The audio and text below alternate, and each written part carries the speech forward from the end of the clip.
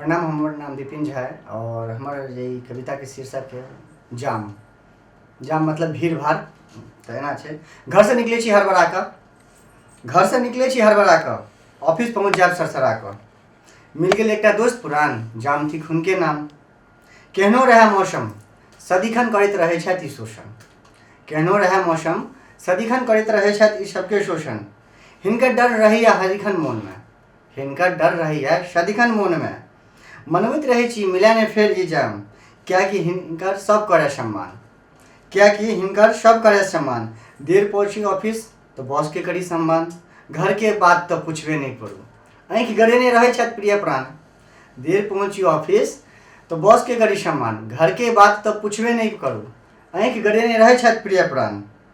शक के घेरा में आबि जाइ छी, की करब तैयो कहियो हमरा ई नीक लगैया जाम।